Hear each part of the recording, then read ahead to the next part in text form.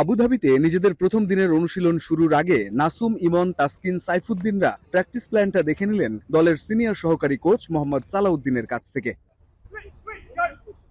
এরপর warm up সেরেছেন রিশাদ, শামীম, মেহেদীরা। ফিল সিমন্সের টিম হার্ডল শেষে টিম টাইগার্সকে নিজের অধীনে পেলেন ফিটনেস কোচ নাথান কেলি। শুরু হলো তার signature training. Asia cup mission শুরুর আগে এশিয়ার দুই শক্তিশালী দল শ্রীলঙ্কা ও পাকিস্তানকে হারিয়ে এসেছে বাংলাদেশ। মানসিকতায় সেই আত্মবিশ্বাসের ছাপ দেখা গেছে অনুশীলনেও। এর আগে দুবাইয়ে অধিনায়ক লিটন তো বলেই এসেছেন, প্রতিপক্ষ শক্তিশালী হলেও চ্যালেঞ্জ নিতে প্রস্তুত তার দল। রিসেন্ট পাস্টে খুব ভালো ক্রিকেট খেলে এসেছি এবং আমরা বেশ কিছুদিন আগে ক্যাম্পও করেছি। সো আমার কাছে মনে হয় আমরা ওয়েল প্রিপেয়ার্ড এশিয়া কাপের জন্য। অ্যান্ড অবভিয়াসলি এখানে সবগুলাই অনেক ভালো টিম এবং খেলাটা অনেক চ্যালেঞ্জিং হবে এবং আমরা এই চ্যালেঞ্জ নেওয়ার জন্য মুখে আছি।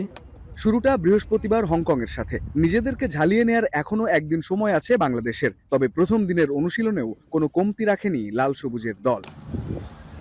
বাংলাদেশের প্রথম দিনের অনুশীলন আবুধাবিতে, সেটা দেখার পর অন্তত একটা জিনিস স্পষ্ট, এবারে এশিয়া কাপে বাংলাদেশের মিশনটা ওই ট্রফির দিকেই। প্রত্যেকেই সেটা বলার চেষ্টা করেছেন এবং সেই পরিকল্পনা অনুযায়ী বাংলাদেশ দল এগোচ্ছে। সবচেয়ে যেটা বলার বিষয় সেটা মানসিক দৃঢ়তা।